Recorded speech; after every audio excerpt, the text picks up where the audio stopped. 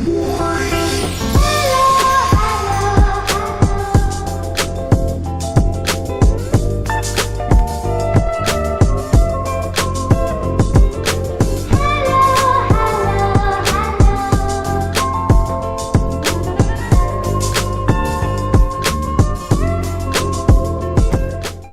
lagi di Celatu Podcast Kemerdekaan bersama saya Aryo. Dan saya Jubrek. Nah, akhirnya kita ngomong bahasa Indonesia lagi. Kembali bahasa Indonesia setelah liburan apa? Ada liburan nang luar negeri ku ya. Iya, kene wingi nang ndi ku? London. Nang Singapura ya. Gak ada lockdown di Singapura. Ya apa Brek, akhirnya kon iso kembali ke Celatu dengan berbahasa Indonesia. Kenapa emangnya? Loh, lah kon gak merasa merdeka, akhirnya bisa kembali ke Celatu. Oh iya, akhirnya aku bisa ngomong Jawa maneh. Weh, nah selamat datang ya Jubrek, officially kembali lagi di Celatu setelah hiatus berapa lama? 2 minggu. Asli ini, piro minggu. Aduh. Hari ini kita kedatangan tamu, Brek. Tamu yang bukan teman kita. Biasanya kan, alah yuk, iki podcast orang dalam, ngono. Konco-koncomu terus, ngono. Nah, kita tunjukno kon bahwa kita juga ya sekali-sekali lah ngundang yang bukan teman kita. Betul. Kita langsung sambut ya. Ini aku panggilnya sih Om nih. Kita sambut Om Ajit. Umurku kan omu, cuman kan aku iso jadi koncomu. Nah, nanti kalau aku bilang omku nanti dihujat lagi aku Om. Karena orang dalam gitu ya. Iya lah, orang dalam lagi akhirnya ya. Ini karena beda generasi aja. Oh iya. Cuman masih bisa satu frekuensi. Nah, itu yang penting ya. Seperti layaknya ini ketika lagi kumpul-kumpul keluarga, pasti ada satu om yang dia tuh gaul. Ya Brek ya. Iya, bener. Sing disenengi ambek arek-arek nom. Iya, Karena dia iku gaul ambek up to date. Nyambung. Yoi. Nah, iki adalah omku yang gaul iku. Ini Om, bisa enggak sih perkenalkan diri dulu, siapa sih Om Ajit ini? Om Ajit itu kerja udah lebih dari 25 tahun di industri periklanan, di marketing communication. Nah, biasanya orang-orang marketing communication itu temennya mulai umur 17 sampai 71. Jadi kalau ketemu 17 ya kita akan ngomong isu-isu yang di usia 17 sampai usia 50, 71 ya kita bisa harus ngimbangi di usia itu. Jadi apapun isunya ya kita harus bisa mengimbangi mereka. Itu kenapa kalau kita ketemu sama usia-usiamu yang boleh tak sebut nggak usiamu tuh? Boleh. Nanti dibully sama temenmu. Ternyata podo tua kan ya. Usia 30-an pun ya Om Ajit juga bisa ngobrol di isu-isu di usia 30-an gitu. Oh, kita belum 30 loh tapi Om. Iya. On the way to kan? On the way to loh. Iya. Tapi Om Ajit sendiri percaya nggak sih pepatah yang ngomong life begin at 30s? Life itu begin at any ages. Karena setiap usia itu pasti ada memulai sesuatu yang menarik gitu. Jadi di usia 20 kamu akan memulai sesuatu hidup yang menarik di usia itu. Nanti kamu akan ketemu di 30 kamu akan menarik di usia itu apa? Beda lagi isunya, 40 gitu, 50 beda lagi gitu. Oh, benar-benar. Nah, asiknya orang yang bisa menikmati di setiap usia itu dia bisa menemukan asiknya itu yang mereka bisa dikatakan merdeka itu ya itu. Karena merdeka itu bahagia. Bener juga sih Om, kalau dipikir-pikir mungkin di usia kita di 10-an, 20-an tuh gak punya uang, tapi merdeka waktu. Waktu luang ya, merdeka waktu, bener. Merdeka waktu. Kalau umur 30-an mungkin sudah punya kerja. 20-an dulu dong. Oh, 20-an. Iya, 20-an. Mulai galau, mulai gak jelas betul. gitu kan. Bisa jadi usia yang menarik, bisa jadi usia yang mencemaskan gitu. Nah, gitu kan. Tapi harus tetap merdeka gitu. Terus aku kayaknya cemas terus. Usia piro aja cemas. Anxiety terus ya. Itu. Iya. Kalau 30 ini ya udah mulai mapan, udah punya uang. 30 itu nakal tapi terkendali. Waduh. Nakal tapi by design gitu. Jadi dia ngerti kapan karena dia sudah mulai punya penghasilan yang bagus. Tapi boys always boys gitu kan. Boys will be boys. Tapi dia sudah mulai teratur. Jadi kalau dia usia 30 nakalnya kebablasan itu berarti ada yang salah sama dia. Telat nakal ya Om. Telat nakal. Aduh, iya kayak beberapa temanku tuh sekarang udah pegang uang terus jadi ini Tidak terkontrol. Iya. Tidak terkontrol. Ya semakin dini kita menemukan apa yang kita suka, itu kita akan menemukan bahagianya kita. Contoh misalnya aku dulu di SMA sampai kelas 2 SMA itu masih ngikutin semua. Semua itu apa maksudnya? Otomotif iya, musik iya, olahraga yang lain iya, ya kan? Hanya untuk fit in. Ya, gitu kan. Fit in dan tap in dan mingle dengan beberapa teman gitu kan. Tapi akhirnya tak putuskan bahwa aku lebih cenderung ke musik gitu. Kenapa? Karena ternyata di situ aku lebih bahagia, jadi aku habis-habisan di situ. Nah, aku menemukan itu. Jadi kalau yang lainnya beli velg sampai mahal-mahal, ya aku beli grand piano sampai mahal-mahal. Beli drum sampai mahal-mahal. Ya dilokno. Kon apa tuku larang-larang lho, itu makes me happy. Padha mbek temanku yang tak lokno. Lho kan apa tuku velg sakmono, tuku mobil kayak ngono lho, itu makes me happy lho. Ya wis. Iya, bener. Akhirnya kalau kita sudah menemukan apa yang kita suka, kalau ku tahu yang ku mau itu bikin hidup lebih hidup. Nah itu kan iklan, pernah denger itu kan? Benar. Karena aku orang iklan jadi hafal aku. Kalau ku tahu yang ku mau itu bikin hidup lebih hidup. Jadi bisa dibilang gini juga nggak sih Om? Ketika kita tahu apa yang kita suka, apa yang kita mau, tuh kita bisa merasakan adanya kemerdekaan pada diri kita sendiri. Oh iya, karena aku dulu pernah punya quote itu. Itu sesuatu yang aku ciptakan dan aku nikmati sendiri.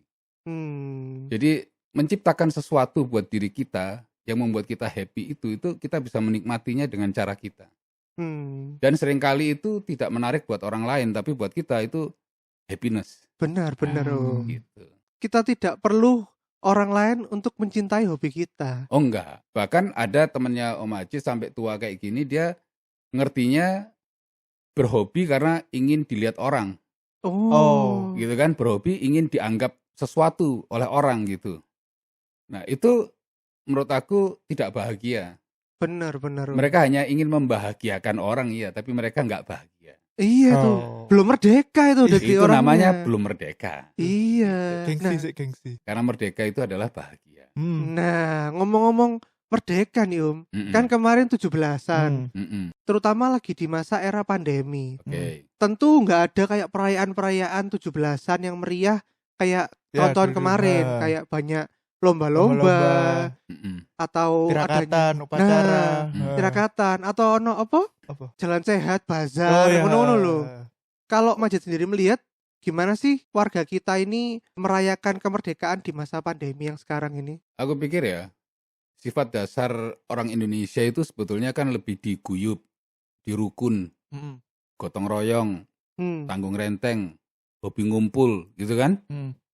Mangan gak mangan kumpul. Nah, ya kan? Itu bukan berarti kengangguran, bukan. Tapi filosofi itu mangan gak mangan kumpul itu artinya dalam suka dan duka itu kita harus tetap selalu bersama. Jadi prinsip manusia sosial Indonesia itu sebetulnya ingin bersama-sama itu. Walaupun akhir-akhir ini lebih banyak lalar gawe, ya toh. Bahasa Inggrisnya apa lalar gawe? Kan ya? Gawe ngomong. Kurang gawe gitu. Nah, ya karena kini judulnya celadu ya, kini ngomongnya lalar gawe. Celadu itu sesuatu yang menarik karena nggak ada di kosakata bahasa Inggris, juga nggak ada. Makanya kita juga sama, lalar gawe itu ya. Nah, dalam situasi pandemi sebetulnya ada bridging yang agak susah buat orang Indonesia yang selalu getting along with people kayak gitu-gitu kan. Itu agak susah karena mereka senang berkumpul. Walaupun seringkali berkumpulnya banyak juga yang nggak manfaat. Bener. Pertama 15 menit itu keren isinya, kangen-kangen, lapo-lapo gitu kan. Tapi 15 menit kedua mulai rasan-rasan. Iya bener. Ya kan? Gosip. 15 menit ketiga iso padu mulai kan. Mulai padu, mulai tukaran. Wow, kok iso kayak gini lah gitu-gitu. Menit kemudian iso jotaan. Ngono kan? Iso males ketemu maneh gitu. Jadi memang Indonesia itu unik gitu. Nah, kalau di masa pandemi ini tak bagi.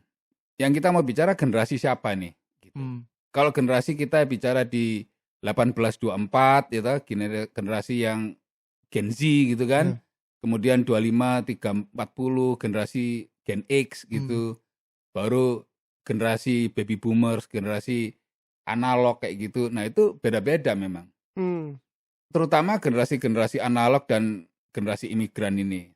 Kalau yang masuk di generasi muda yang tadi aku bilang 35 ke bawah itu generasi digital native ini nggak terlalu keganggu. Bener-bener. Nah, generasi yang analog, yang orang-orang 60 plus, 50 60 plus, generasi imigran yang 50 35 ini dia agak keganggu. Karena istilahku tuh mereka tumbuh dengan kebersamaan itu. Iya. Nah, kalau kalian itu sudah tumbuh secara individual dengan gadget, dengan teman-teman internet base dan sebagainya itu, kalian sebetulnya lebih tidak sosial daripada generasiku. Nakalnya beda. Dulu aku nabrak no motor, mobil, malik no mobil itu tukaran, itu nang dindi panas-panasan kayak gitu-gitu. Arek-arek saiki kan enggak. Dia senangnya ngadem, bisa jadi dia enggak soliter gitu kan. Jadi dengan kondisi yang kayak gini nih, menurut aku yang terganggu tuh generasiku. Aku ini generasi imigran.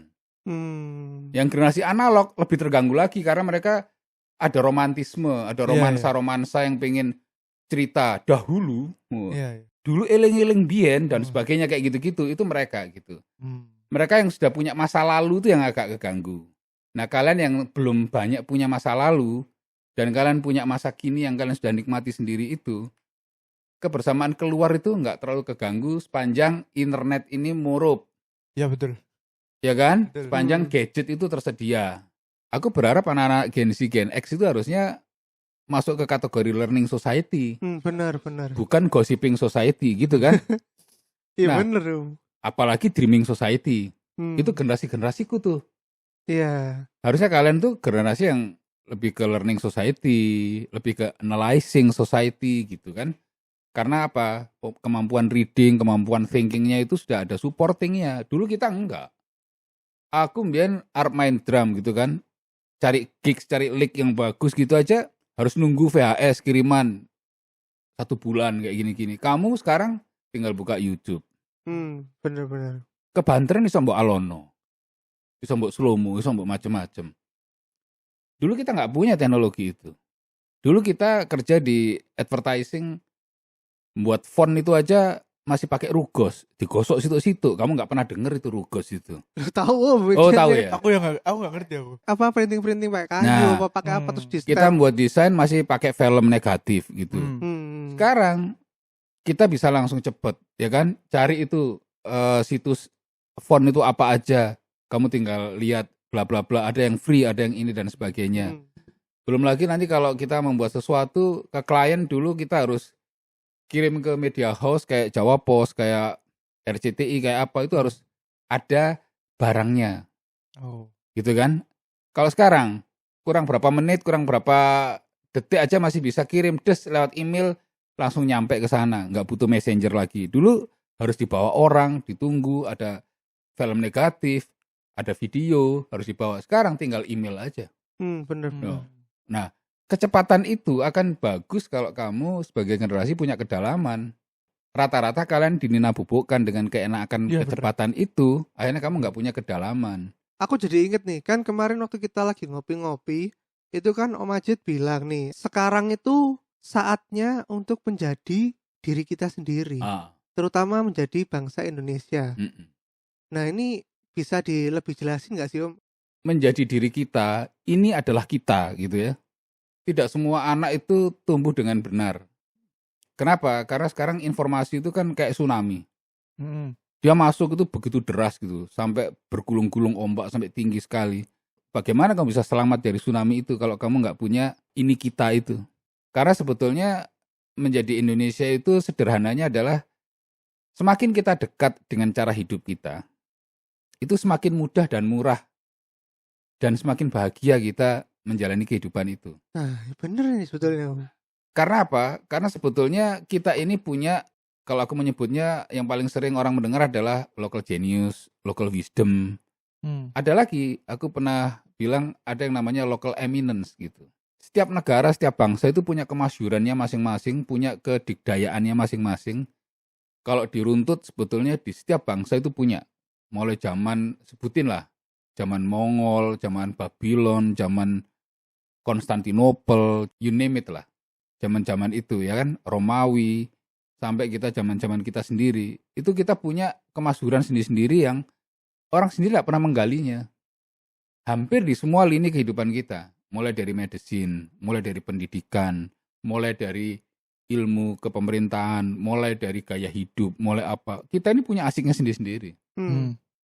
Orang kenal yoga, orang kenal pilates. Padahal kita punya tarian yang namanya Bedoyo Ketawang itu ya sama aja. Itu sama aja dengan pilates, sama aja dengan kita nari yoga. Kalau kamu pengen keringat mundroto senario iku.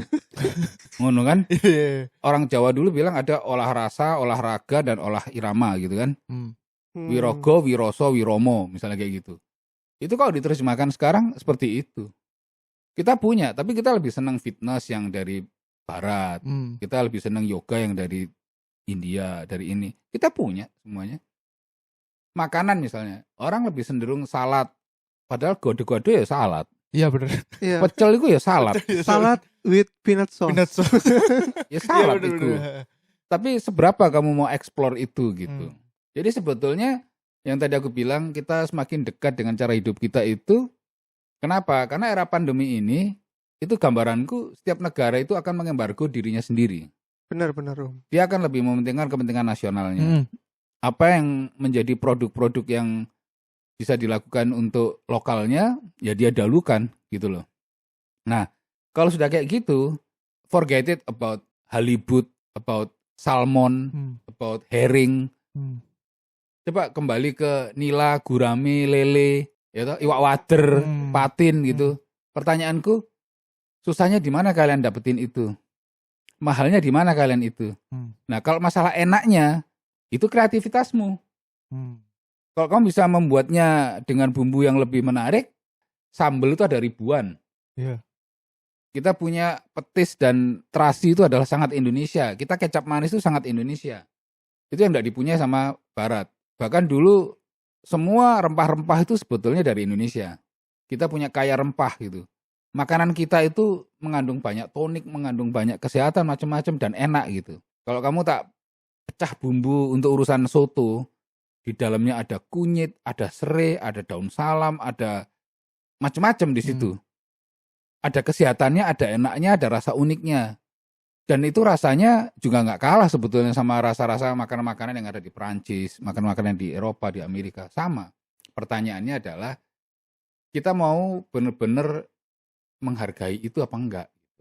Kalau kita bisa menjadi diri kita, itu sebetulnya kita akan lebih mudah. Nah, makanya kalau sekarang di era pandemi itu semua orang, apa yang nggak bisa dibuat di Indonesia? Indonesia itu negara yang paling unik. 51% gunung berapi ada di Indonesia. Soilnya dari Aceh sampai ke Papua Wamena itu mengandung soil yang berbeda-beda karena terpisah sebagai kontinen, pulau. Ya kan? Makanya kopi di Indonesia dari Aceh sampai ke Wamena rasanya beda. Urusan basic, urusan makan, minum, tidur, piknik itu nggak ada seindah Indonesia. Makanya sekarang kalau era pandemi kayak gini, kamu nggak usah piknik ke Paris, piknik kemana, nggak usah. Labuan Bajo, Raja Ampat, ya toh, sebutkan Wakatobi, sampai pantai-pantai di sepanjang Pacitan, Tulungagung, Jilen dan sebagainya, mulai dimanapun tuh nggak ada sing ngelek. Tapi kalian nggak bisa mau menikmati itu. Kenapa? Kalian sendiri nggak pernah punya alasan. Nah, kita bedanya sama bule itu, dia selalu punya alasan dengan apa yang dia mau lakukan. Itu namanya menjadi diri sendiri itu sepanjang dia punya alasan untuk melakukannya. Nah, kita itu tidak tumbuh untuk punya alasan. Nah, tadi kalau kamu bilang merdeka itu adalah bahagia, gitu kan? Kita itu jadi diri kita sendiri kalau kita selalu punya alasan dengan apa yang akan kita lakukan. Kita boleh beradu argumen. Kenapa kamu jadi tukang becak? Karena ini, karena ini, karena ini, karena ini. Kenapa kamu jadi pematung? Karena ini, karena ini. Bukan nggak boleh karena sana bapakmu bupati, masuk kon dadi pematung. Sana bapakmu profesor, masuk kon apa dadi tukang bengkel. Gitu kan? Whatever itu sebetulnya reason. Aku menemukan sesuatu di sini yang bisa aku explore gitu. Dan itu makes me happy. Balik lagi aku bilang. Balik lagi kalau kita bicara merdeka atau bahagia itu adalah karena aku punya alasan. Aku tahu yang ku mau. Nah ini. Bule itu tahu. Kenapa kok aku jadi ini? Karena aku pengen ini. Bapak R jadi apa terserah dia. Nah, kalau kita kalah sama nilai-nilai sosial. Iya. Kembali lagi di era pandemi tadi, yang pertama mungkin yang bermasalah lebih ke generasi analog dan imigran ya. Kalau generasi digital native itu relatif nggak bermasalah.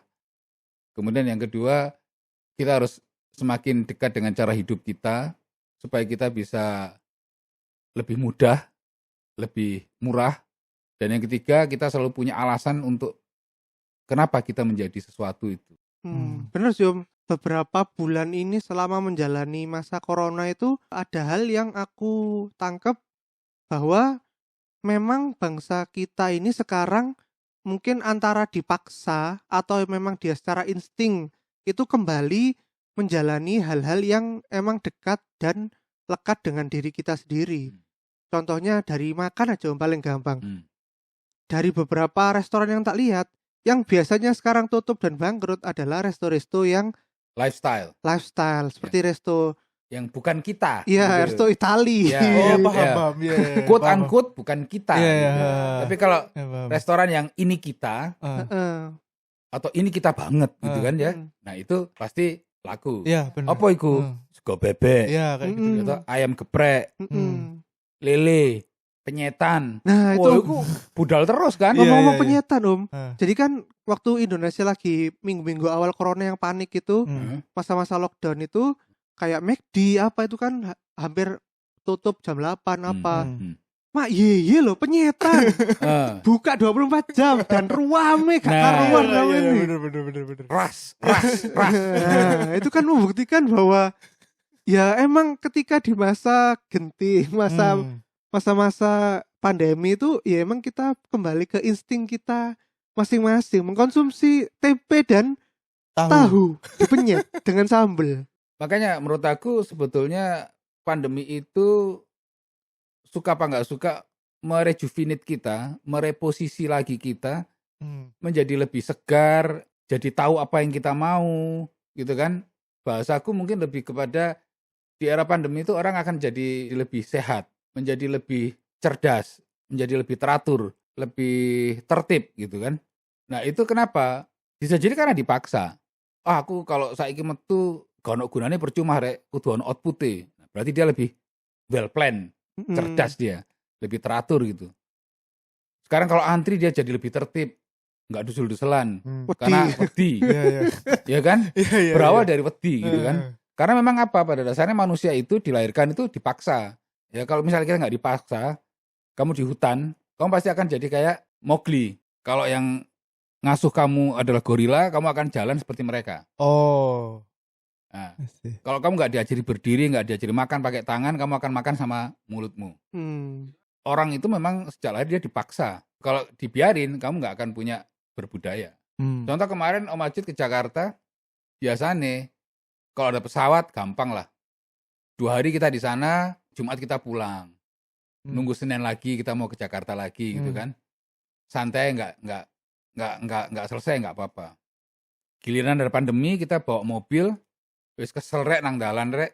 Akhirnya apa? Kita bisa 10 hari di Jakarta, kita habisin semua urusan-urusan harus selesai. Lebih konsen untuk bisa menyelesaikan. Musuhnya kita juga paham. Sekali keluar, biasanya kan, Mas, gimana kalau kita ketemu besok lagi ya? Saya mau ke sini gini. Iya benar. Nah, musuhnya kita juga gitu. Wis ndang mari. Mereka juga akhirnya langsung dealing gitu. Jadi semua ini ada bagusnya, membuat kita lebih tertib, teratur, ada tujuan. Iya bener dong. Kayak biar lah, semena-mena. Iya, semena-mena dengan waktu. Iya. Gitu. Bagus kata-kata itu. Iya, Jadi bener. dulu kita lebih semena-mena dengan waktu. Nah, kalau sekarang kita lebih mencintai waktu. Ya lebih disiplin dengan waktu lah Om. Apa misalnya ketemu klien, waduh Mas, 30 menit aja Mas meetingnya ya, besok lagi. Kan bisa ya besok ketemu lagi Mas. Nah. Oh matamu sajane yo batin ngono, tapi kan yo ya oke Pak, baik Bu ngono. Tapi sajane batin matamu. Meeting kok ngene ta lho gak mari. Ngono, sekali pertemuan. Kalimat itu bagus ya di caption itu. Kita sekarang tidak semena-mena dengan waktu. Yang aku udah lama ngomong sama Jubrek di podcast ini tuh yaitu tentang kebersihan. Itu yang paling nomor 1 Indonesia kan dulu, yo gak ngurus lah kebersihan. Kayak contoh gampangnya Om, aduh panganku ceblok rek gorong Iya. 5 menit. Langsung dimakan. Iya dimakan maneh. Nah. Saiki mosok wani wong koyo ngono ceblok 5 menit. Terus apa maneh yo? Tempat cuci tangan lah. Contoh paling gampang. Kamu tuh kalau pengen bener kerja, pengen bener hidup itu kamu harus mencintai pekerjaanmu, kamu harus mencintai hidupmu gitu. Tapi kan ada satu fase yang dihilangkan dari kata-kata mencintai tadi itu. Belajar jatuh cinta gitu. Bagaimana kau bisa mencintai kalau kamu nggak pernah belajar jatuh cinta? Dari lahir itu dia belajar. Kamu jalan belajar, kamu makan belajar, semuanya belajar. Belajar jatuh cinta. Artinya kalau kamu sudah belajar jatuh cinta, kamu akan jatuh cinta, kemudian kamu akan mencintai. Benar. Gitu. Dan itu akhirnya apa? Jadi body system. Hmm. Contoh misalnya, paling gampang kalau kita muslim, orang non-muslim itu ngeliat kita, sholat 5 waktu itu wasting waktu loh, wasting time loh. Iya. Jangkrik, angel rek, subuh, duhur, asar, maghrib, isya, durung surat duha, durung surat sunnah, durung iki ngene-ngene. Wong delokno terus kapan nyambut gawe nih, Cit? Kapan iki gini, misalnya kayak gitu. Iya. Tapi buat orang yang memang sudah melakukannya karena dia sudah belajar untuk jatuh cinta dan dia mencintainya, itu jadi body system. Kalau sudah jadi body system, nggak ada yang capek. Olahraga juga gitu, bangun tidur jam 4, sholat terus jalan, latihan, aerobik, kardio, latihan beban. Bagi yang nggak suka, jangkrik angel pe uripmu ngono. Tapi kalau orang yang sudah itu jadi body system, dia akan mengerjakannya dengan cinta. Ngono. Nah, itu iya. Orang gampang aja dia bilang bahwa kita itu syaratnya harus mencintai. Tapi jangan lupa, sebelum fase ke mencintai itu, ada nggak upayamu untuk belajar jatuh cinta? Lo aku melakukan isu itu, awalnya belajar jatuh cinta itu, gak jatuh cinta blas rek mangkel di sini. Jangkrik kudu tangi isu ngono. Tapi setelah kemudian kita ngerasakan manfaatnya, akhirnya jadi body system. Kalau nggak jalan jadi ada yang salah nih. Kalau nggak ada sepedaan kita nggak ada yang salah nih, kayak gitu. Ya kan? Itu sebetulnya akhirnya diri kita, ini bahasaku yang asik lagi menurut aku. Kita harus melarang diri kita untuk sesuatu yang terlarang. Jadi jangan nunggu orang lain nulis kata-kata dilarang baru kita melakukannya, jangan. Tapi diri kita sudah punya body system untuk melarang sesuatu yang kita anggap terlarang. Contoh misalnya, depan tuh jurang. Masa ono tulisannya, jangan melompat nanti kamu mati, kan nggak perlu. Dilarang lompat ke jurang kan nggak perlu. Paling mentok tulisannya awas jurang. Ya kan? Kamu punya body system. Aku melarang diriku untuk sesuatu yang terlarang untuk melompat karena kalau aku melompat pasti aku mati. Makanya kalau sekarang era pandemi ini banyak orang nyalakan pemerintah. Pemerintah itu pelin-pelan, pemerintah gak jelas ngene. Iki dilarang enggak ngene. Nek gak ono pemerintah ngene aku yo bangkel ae terus ngene. Itu sebetulnya buat aku nggak penting. Kalau kamu ngelihat pandemi ini harus ada protokol yang harus dijalani, itu kamu harus melarang dirimu sendiri untuk sesuatu yang kamu anggap terlarang. Bener, jangan nunggu ada peraturan. Iya, kalau itu childish banget gitu loh. Wong kon dilarang delik-delik sing matek kon dhewe. Sing lara ya kon dhewe dudu pemerintah. Kan gitu. Sama dengan kalau kita di agama juga gitu. Kalau mangan babi ngono. Mosok terus ngono gak ono bapakmu kon delik-delik kon njupuk mangan babi dhewe. Kan gak ngono. Iya. Body systemnya kan mengatakan itu. Nah, body system ini akan lebih bagus lagi kalau sudah meningkat menjadi belief system. Unconditional kisan. Kalau kamu sudah bilang sudah menjadi belief system itu digoyang koyo opo unconditional kisan. Merokok gitu. Apa ngenteni dhisik karena paru-paru ini garis siji.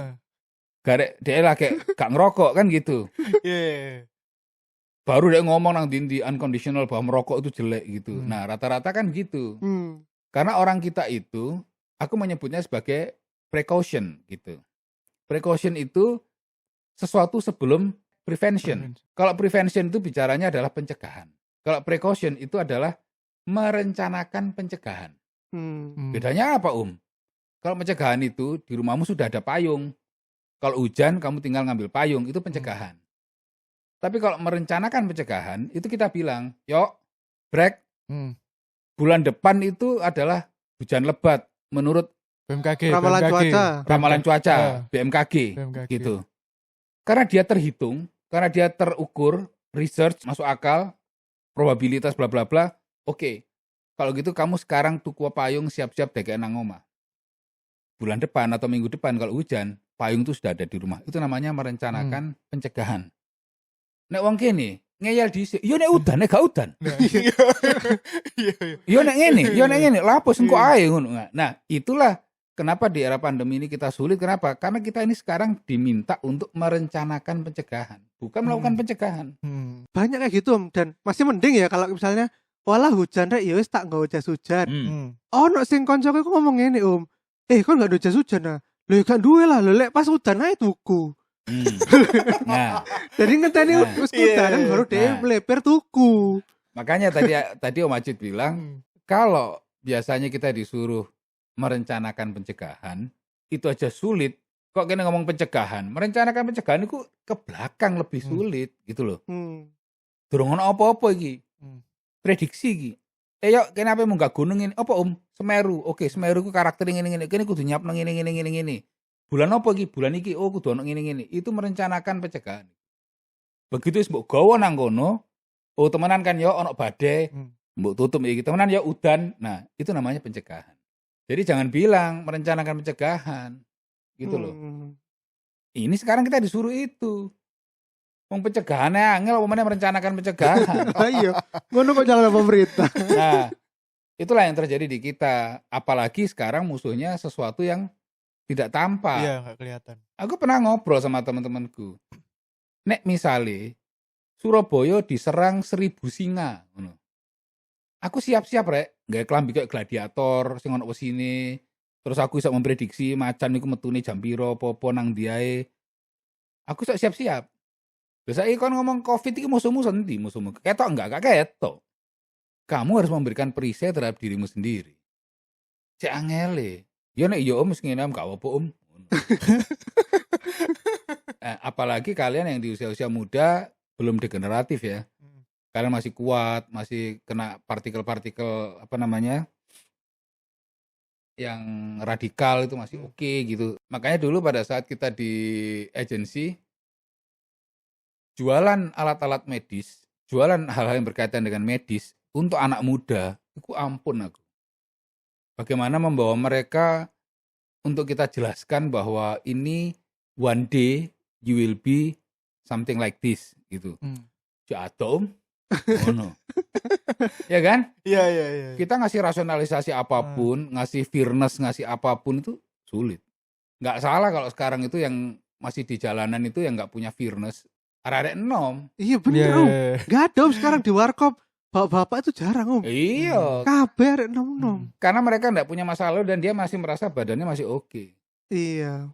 Ya itu problemnya itu terbesar itu di sana. Nah justru kalau kita ketemu sama anak muda yang ngerti bahwa ini begini itu, wah gak asik kon. Wah, kan angel. Angel tuh turane angel. Gitu yo. Gitu Brad. Iya.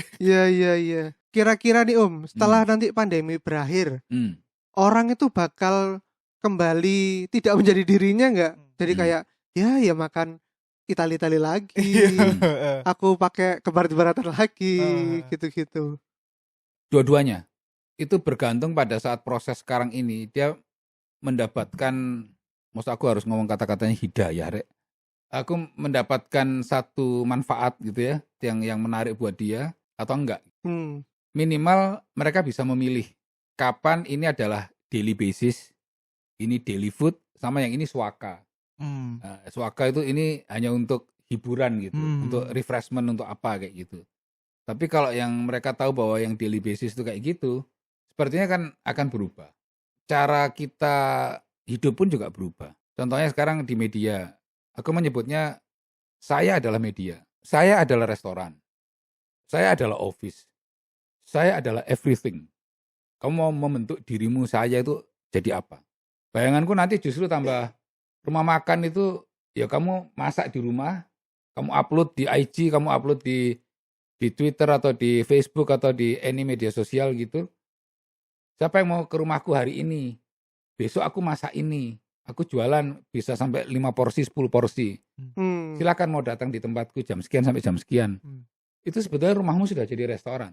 Home cooking PO Ya. gitu-gitu lah. Bahkan nanti nggak cuman delivery, nanti rumahnya itu bisa didatengin orang karena saya dapat info hari ini kamu masak ini dan boleh makan di tempatmu. Kamu naruh space di mana, nggak tahu di garasi di mana, atau bahkan orang luar itu kamu ajak di ruang makanmu atau apa, tapi dia ikut membayar. Bisa jadi. Aku punya mobil ini. Kapan yang mau bareng sama aku? Aku trayekku gini-gini kan. Kalau ikut aku, kamu bayar sekian. Apakah kamu sudah nggak jadi taksi? Jadi sekarang itu adalah semuanya itu di saya. Dan itu sudah terbiasa sekarang. Dulu kan nunut itu nggak biasa. Nah sekarang kalau kamu ngomong di Gokar, di Grab, di apapun tuh dulu orang mosok gak gagap naik mobilnya orang. Sekarang kita nggak gagap kan ketemu sama mobil biasa naikin gitu. Jangan-jangan nanti kamu buka PO. Bukan PO, buka apa perjalanan iki ya. Aku trayekku hari ini sini. Kamu rumahmu mana? Kalau kamu tak jemput, aku berangkat dari sini jam segini. Kamu bayar sekian. Kalau mau aku dikasih tahu. Iku aku sadurunge budal kantor, aku iso jemput kamu, jemput subrek, jemput sopo gitu kan. Alhamdulillah lumayan, mulai sok bensin sok tak isi mana, misalnya kayak gitu. Nah itu banyak sekarang. Loh, kan makanya di pandemi ini banyak yang mudik bareng. Nah makanya artinya kita ini sekarang sudah bisa jadi apapun. Cara hidup kita berubah. Satu hal harapanku ke depan itu kita semakin tertib tadi itu, semakin teratur, otomatis kita juga bisa membangun trust di antara kita. Kan trust itu. Iya. Hasil karya pandemi itu adalah menjadi orang lebih sehat, lebih tertib, gitu kan, lebih teratur dan lebih cerdas. Itu hasil karya pandemi itu, mahakarya pandemi itu. Bener-bener Om. Sama kalau aku mau boleh nambahin, pada masa pandemi dan setelah masa pandemi ya, orang jadi lebih cinta dengan budayanya, orang jadi cinta dengan keaslian dirinya. Itu kalimat itu bagus. Orang itu harus menjadi dirinya. Iya, yo nggak apa-apa kan iku nggawe klambi apa Uniqlo, nggawe klambi Zara, tapi ya seneng ngosisan budaya sing lokalmu iku lho. Supporten sisan. Jadi gini, aku bilang ya, aku bukan anti impor atau bukan anti asing atau enggak. Kita nggak boleh orang itu kemudian saklek kayak gitu. Ya menutup diri. Ada memang kita harus ngakuin bahwa underwear memang enak itu gitu kan. Yeah. Ada yang memang ini gini. Ada beberapa yang sudah kita bisa kensam, yang bisa bagus ya sudah kita lakukan. Ini terakhir yang aku lupa mau tak omongin. Aku orang yang sangat membenci kata-kata ini adalah kualitas ekspor. Karena itu mendegradasi, membuat kita menjadi second nation bahkan third nation. Seolah-olah kita ini cuman barang sampah, barang sisa. Kalau yang bagus itu diekspor. Yang saya setuju adalah kata-kata itu dirubah. Ini adalah barang kualitas premium, kualitas nomor 1. Kita berhak untuk mengkonsumsi barang itu. Bukan ini kualitas ekspor, seolah-olah kalau ekspor itu nyuma nggak no wong yobo loe enak, kini cuma tuku barang sampah. Iya benar. Itu sebetulnya itu membuat kalian tidak cinta menjadi diri kalian. Nah, contoh paling gampang buat anak muda ini pasti pada tahu. Sepatu Jordan made in Indonesia, sumpah gak bocok, sepatu Jordan made in Indonesia. Oh iyalah aku Diekspor lagi keluar. Terus diimpor lagi ke sini. Kene ngantri Raffles undian kayak Jordan. Jadi sajane kene ngantri guys sepatu buatan Indonesia. Iya. Tapi kon enggak regoe larang soalnya dia impor maneh. Iya. Tekan jowo padahal Panji Dewe yang ngomong bahwa kaos sepak bola Manchester United iku yo made in Indonesia. Mereka bilang orang barat tuh enggak mau kalau enggak made in Indonesia karena bagus. Iya. Craftsmanship. Orang Indonesia itu luar biasa. Jadi kemampuan tangan manusia Indonesia itu SDM itu luar biasa. Kita kalah di teknologinya. Makanya mereka tuh ngambil teknologi raw-nya, material itu, kemudian jahitnya orang kita, cuttingnya orang kita, tempelnya orang kita itu keren. Nah, makanya aku bilang jangan pernah bicara tentang bahwa ini adalah kualitas ekspor. Teman-teman, arek-arek enom, ini adalah kualitas nomor 1. Ini premium dan kalian berhak untuk membeli itu kalau kalian punya uang. Tapi kalau ngomong ini kualitas ekspor itu seolah-olah nek sing apik iku kon bagian sing elek-elek. Iya, iya. Apalagi yang ngomong pejabat. Hmm. Itu otomatis kalian sudah memberikan degradasi mental menjadi second nation. Iya, bahwa kita Iya. tuh gak pede. Itu yang pertama. Inferior. Itu yang pertama, inferior. Ah. Yang kedua, ada lagi, ini adalah buatan anak bangsa Indonesia, ini bla bla bla bla bla bla. Buat apa? Anak bangsa ini sudah bekerja sama, sudah berkolaborasi dengan bangsa lain di any kind of business. Yang namanya film Marvel itu ada anak Indonesia di situ. Yang ada Paris Fashion Week itu ada anak Indonesia di situ. Boeing itu ada anak Indonesia di situ. Airbus ada anak Indonesia di situ. Ya kan? Any kind. Pertanyaanku, ngapain kita harus ngomong kayak gitu? Iya benar. Iya benar. Ngapain? Lah pokok kudu bangga lek karya iki 100% dibuat Indonesia. Itu adalah orang inferior yang kita nggak ini. Ngapain? Iya.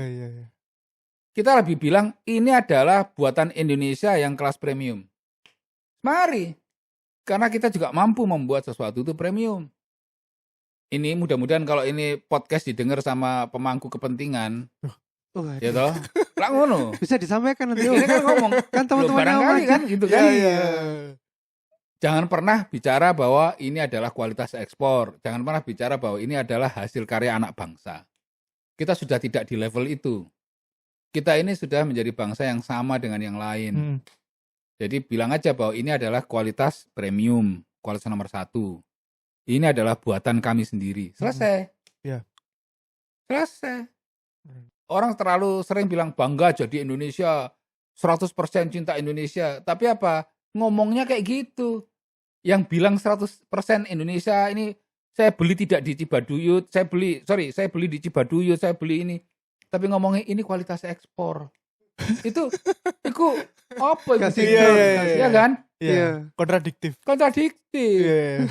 Setuju, Brek? Iya, setuju. Nah, setuju.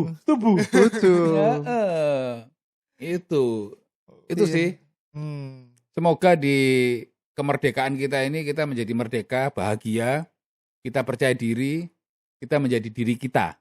Nah, amin. Itu. Kon Brek ono iki gak apa? Doa untuk Indonesia, Brek. Harapan. Aku nggak ngerti. Iki ya mungkin aku mengamini kata Aji tadi sing apa? Amin. Ini adalah ya. Amin. Maksudnya yang itu yang apa? Aku juga sangat nggak suka apa kalau ada karya sing dengan embel-embel ini adalah karya anak bangsa. Maksudku terlalu mengglorifikasi hal-hal sing sebenarnya nggak perlu. Oke. Ngono ae wis. Ya wis, terima kasih banyak ya Om Majid atas waktunya. Thank you. Mampir ke Celatu. Semoga besok-besok bisa mampir lagi Om. Sip. Ya. Yaudah, gitu aja guys episode kali ini. Jangan lupa like, klik dan subscribe di YouTube Celatu dan juga follow IG Celatu di @celatu. Celatu. Dan Twitternya YouTube dan Twitter podcast Celatu. Oke, udah. Itu aja, sampai jumpa lagi di episode Celatu berikutnya yang pasti lebih gila-gila lagi. Dadah. Assalamualaikum. Waalaikumsalam.